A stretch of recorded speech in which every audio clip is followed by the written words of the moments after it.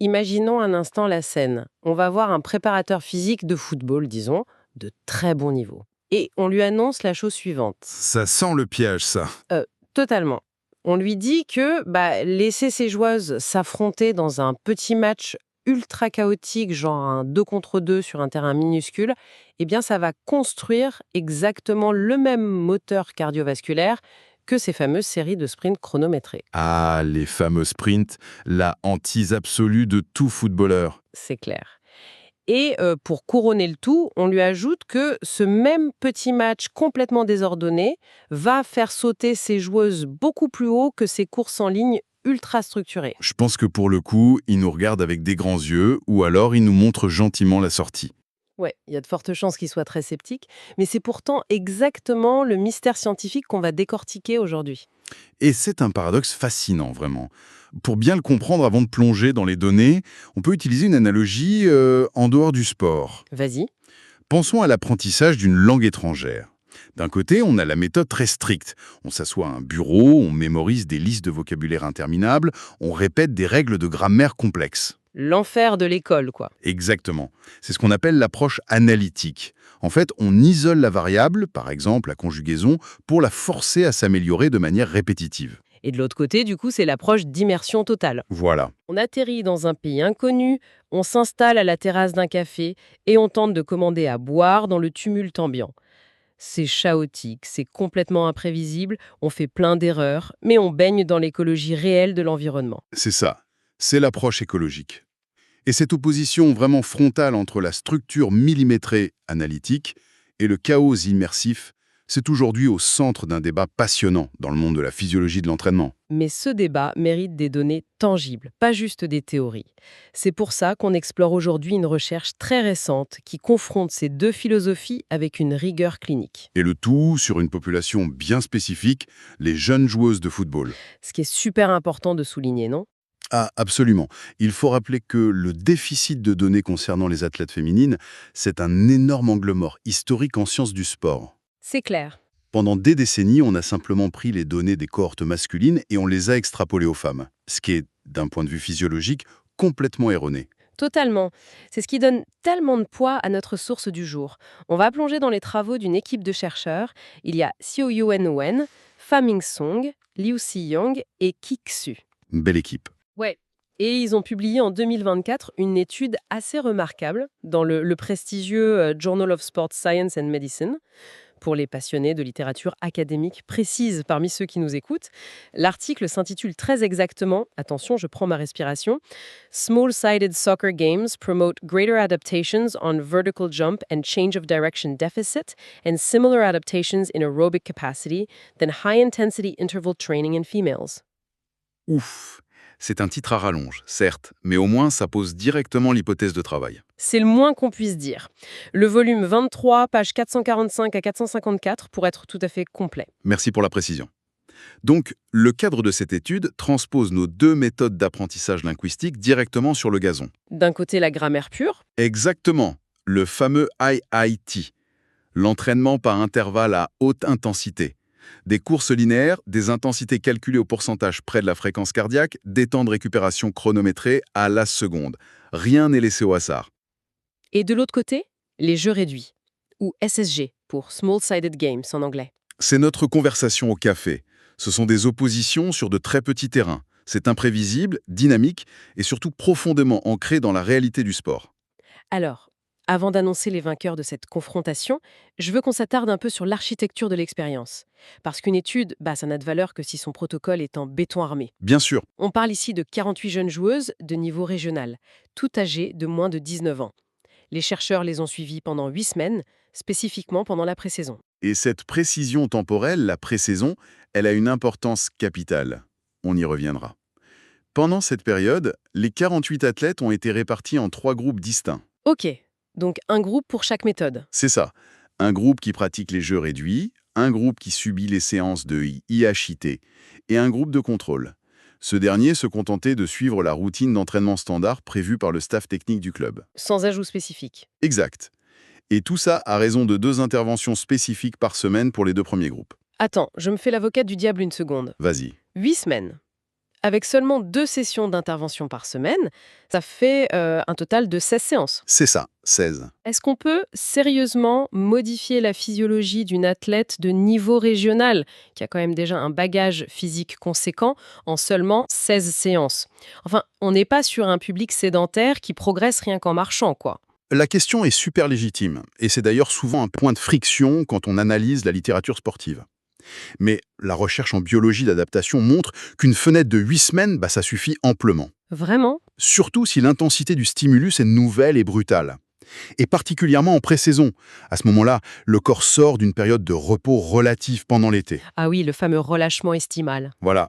Le système neuromusculaire et la machinerie cellulaire sont hyper réceptifs au stress mécanique et métabolique. Ces 16 séances, elles agissent comme un choc systémique suffisant pour déclencher ce qu'on appelle la plasticité adaptative. Ok, très bien. J'achète l'argument physiologique. Alors, voyons comment ils ont mesuré cette fameuse adaptation. On t'écoute. Puisque le football est fondamentalement un sport à effort intermittent, où le moteur aérobie, le cardio, c'est le ticket d'entrée incontournable pour performer pendant 90 minutes, ils ont logiquement commencé par là. Ils ont utilisé le test 30-15 VIFT. Ah, le 30-15. Un standard très robuste dans le milieu. C'est le fameux test navette, c'est ça? C'est ça. Il reproduit vraiment les exigences des sports collectifs. Concrètement, c'est 30 secondes d'effort à intensité croissante, suivi de 15 secondes de récupération active, et on répète le cycle jusqu'à l'épuisement total de l'athlète. L'horreur. Ouais, ça pique énormément. Mais ça donne une image très claire de la consommation maximale d'oxygène et de la capacité de récupération entre les efforts intenses. Mais ils ne se sont pas arrêtés au moteur cardiovasculaire, si j'ai bien lu. Ils ont aussi évalué l'agilité avec le test 5-0-5. Tout à fait. Alors, pour visualiser, c'est un sprint de 10 mètres pour se lancer, suivi de 5 mètres hyper intenses, puis un freinage brutal pour faire un virage à 180 degrés, et 5 mètres de sprint dans l'autre sens. C'est exactement le protocole. Mais là, l'article souligne un point crucial. Il ne mesure pas juste le temps global du parcours. Il s'intéresse surtout au déficit de changement de direction. C'est quoi la différence? C'est une distinction biomécanique vraiment majeure, en fait. Imagine une joueuse avec une pointe de vitesse phénoménale en ligne droite. Ok, la fusée de l'équipe. Voilà. Si on prend juste le temps brut du parcours avec les plots, elle peut compenser un très mauvais virage en sprintant comme une folle sur les parties droites et obtenir un bon score final. Ah, d'accord. Elle masque sa mauvaise agilité avec sa vitesse pure. Exactement.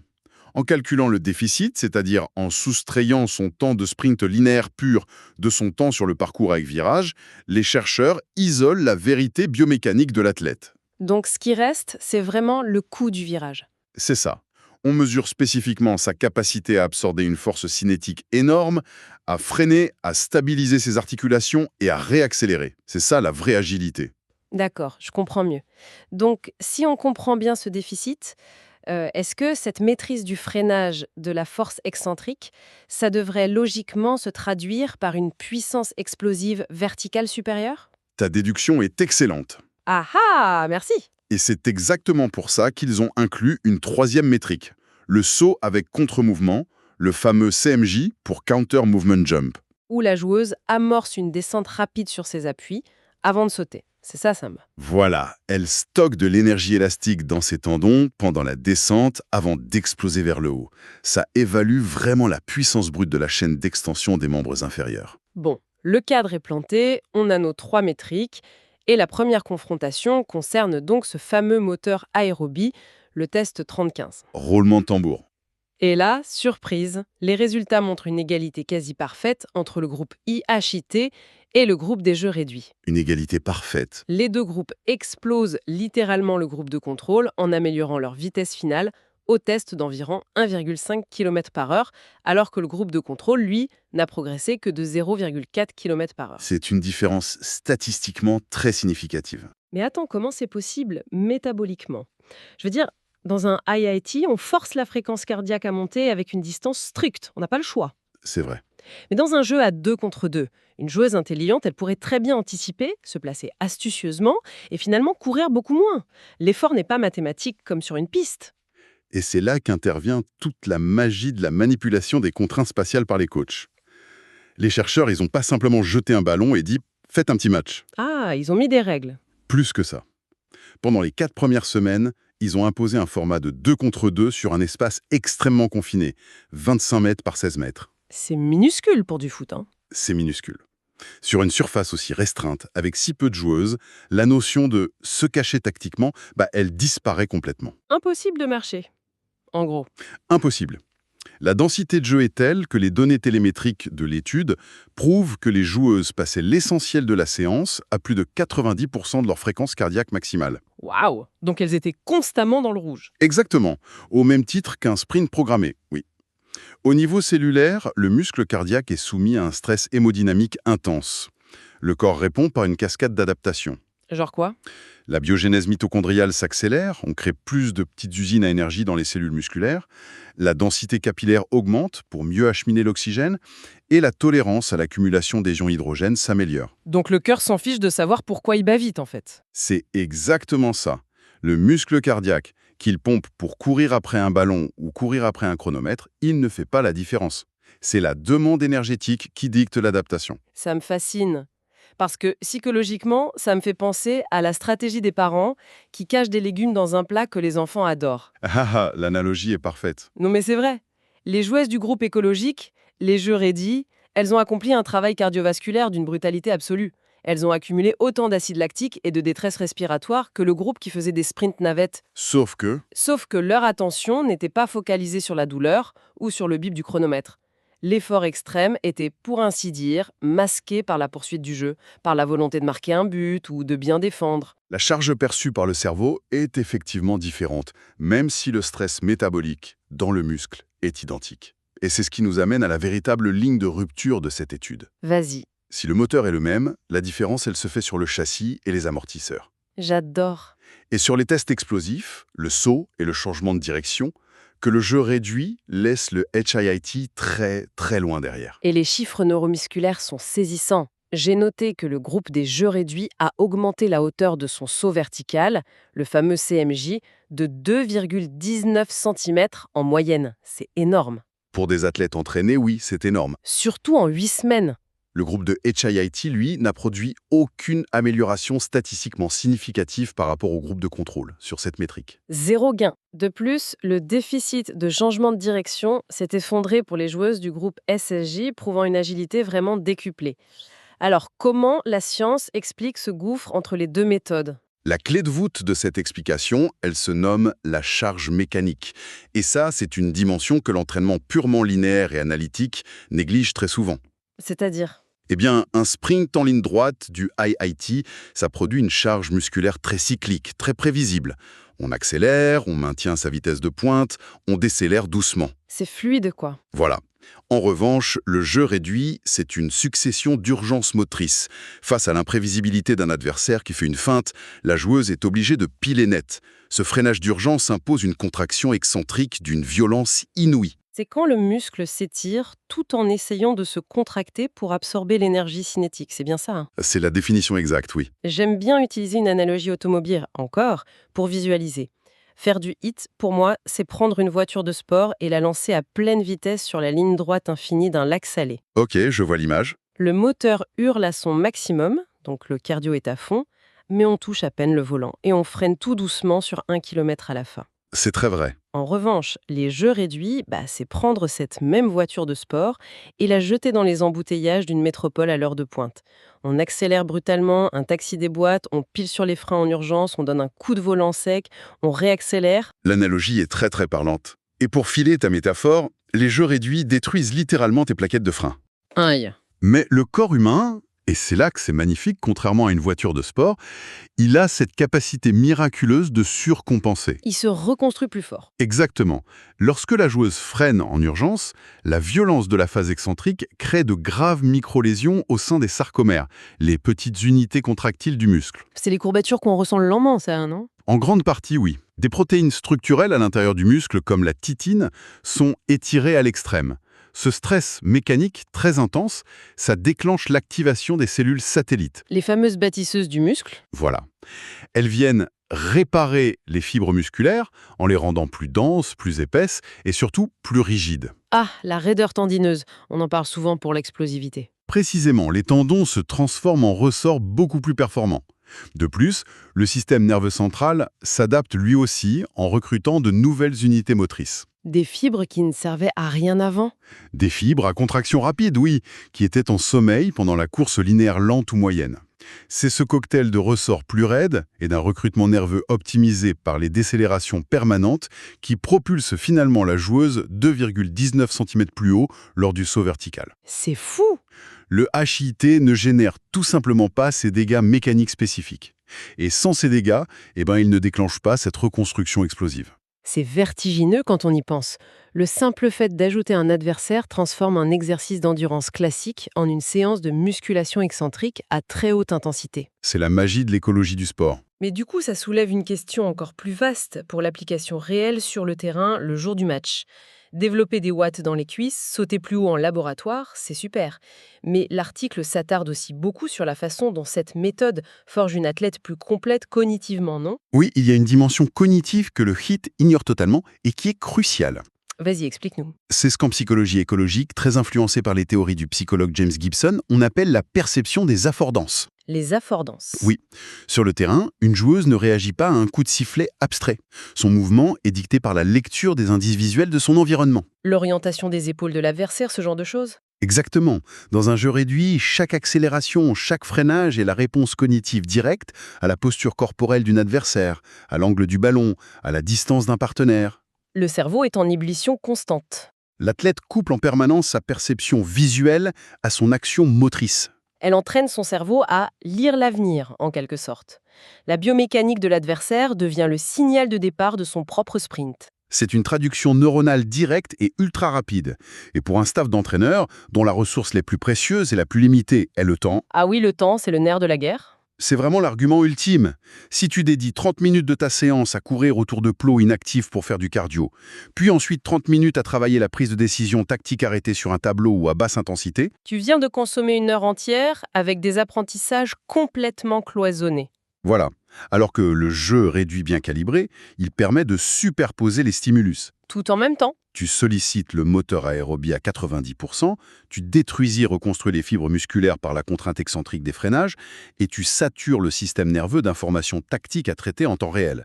C'est l'essence même de l'optimisation de l'entraînement. Vu comme ça, on dirait presque que l'approche écologique est la panacée absolue, le remède miracle. Attention, en science, on ne construit pas de dogme. Exactement, et c'est pour ça que je propose qu'on s'attaque maintenant aux garde-fous de cette étude. Parce que c'est là que le débat prend toute sa profondeur pratique. Je t'en prie. La première limite de l'étude me frappe particulièrement, surtout quand on pense à la réalité d'un groupe humain. Je reviens sur mon exemple de la joueuse qui se cache. Celle qui ne veut pas courir. Voilà.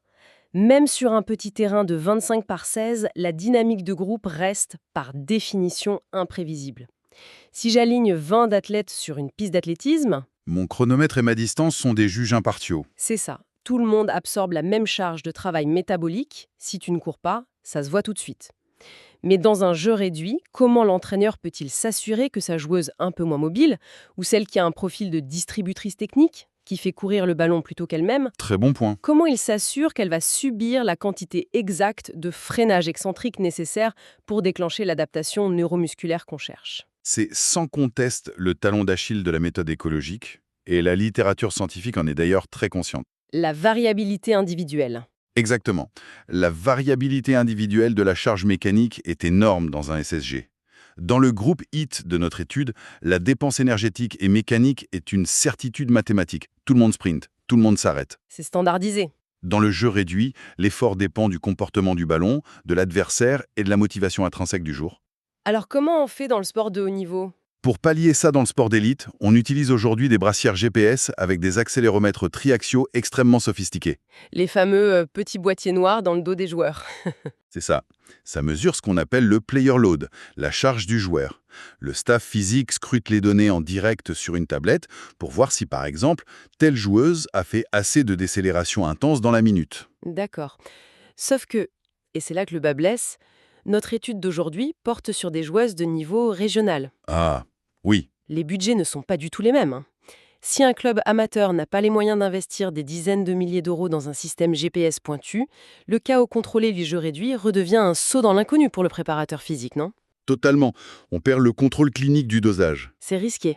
Sans télémétrie de pointe, l'approche analytique du fractionné reste l'outil le plus fiable et surtout le moins cher pour garantir une surcharge progressive et équitable à tout un effectif. C'est logique. Et il y a une autre limite majeure, d'ailleurs soulignée par les auteurs de l'article eux-mêmes, c'est la dimension temporelle. Les fameuses 8 semaines en pré-saison. Exactement. Nous sommes en pré-saison dans cette étude. C'est une période caractérisée par une très forte trainability, ou marge de progression. Le corps est désadapté après la coupure estivale. Voilà, il réagit donc massivement et rapidement à tout nouveau stress qu'on lui impose. La courbe d'apprentissage est à son maximum absolu. Mais que se passerait-il si on introduisait ce même protocole très intense de 8 semaines en plein mois de février, Ah, au cœur d'un hiver glacial, quand les organismes sont déjà fatigués par des mois de compétition, les articulations un peu enflammées et le pic de forme théoriquement déjà atteint? eh bien, les résultats seraient probablement très, très différents. Et c'est une nuance cruciale pour les coachs qui nous écoutent. Le risque de blessure? Majeure. Ajouter la violence neuromusculaire des freinages d'urgence, des jeux réduits à des joueuses déjà épuisées par les matchs du week-end, ça pourrait basculer de l'adaptation positive vers un risque accru de déchirure ou de tendinopathie. Donc le HIIT a encore sa place. Totalement. En milieu de saison, l'approche purement linéaire et contrôlée du HIIT pourrait s'avérer un choix beaucoup plus sûr.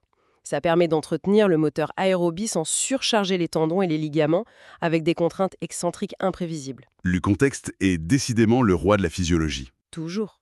Si l'on rassemble toutes ces pièces du puzzle, la conclusion de notre analyse d'aujourd'hui est claire, mais elle est subtilement nuancée. Je te laisse résumer. Pour construire le moteur d'une athlète de sport collectif, pour élargir la taille du réservoir d'énergie et l'efficacité des poumons, l'approche chirurgicale du HIIT et le chaos du jeu réduit se neutralisent. Match nul. Les deux feront de vous une marathonienne redoutable. C'est ça. Mais lorsque le sport exige d'exploser vers le ciel pour une tête ou de briser les chevilles virtuelles d'un adversaire sur un changement de direction fulgurant, la rigueur de la ligne droite s'incline. Elle ne fait plus le poids. Le chaos biomécanique imposé par la présence d'un adversaire, par la nécessité de s'arrêter net en un quart de seconde, ça force une adaptation structurelle supérieure. La méthode écologique l'emporte haut la main sur l'agilité et la puissance verticale. Ces résultats constituent vraiment une avancée majeure, tout particulièrement parce qu'ils enrichissent la base de données sur la physiologie féminine. C'était tellement nécessaire. Oui, ça permet enfin aux professionnels d'affiner leur modèle de périodisation avec des preuves solides plutôt que de simples suppositions tirées d'études sur des hommes. Mais bien sûr, notre décryptage d'aujourd'hui, aussi poussé soit-il, ne remplace en aucun cas la richesse méthodologique de la publication d'origine. Allez la lire. L'étude complète des chercheurs Wen et de leur équipe, intitulée, je le rappelle, Small-Sided Soccer Games Promote Greater Adaptations on Vertical Jump and Change of Direction Deficit and Similar Adaptations in Aerobic Capacity than High-Intensity Interval Training in Females. Toujours aussi long. Toujours, oui. Publiée en 2024 dans le Journal of Sports Science and Medicine, elle regorge de détails fascinants sur les protocoles d'échauffement, les analyses statistiques et les profils physiologiques précis des participants. C'est vraiment une lecture indispensable pour quiconque s'intéresse sérieusement à l'optimisation de la performance humaine. Un petit rappel pour ceux qui nous écoutent, pour continuer à explorer ces méandres de la science et de la performance avec nous, s'abonner à la chaîne et activer les notifications reste le meilleur moyen de ne rater aucune de nos futures analyses approfondies. On a encore plein de sujets incroyables en réserve. C'est clair.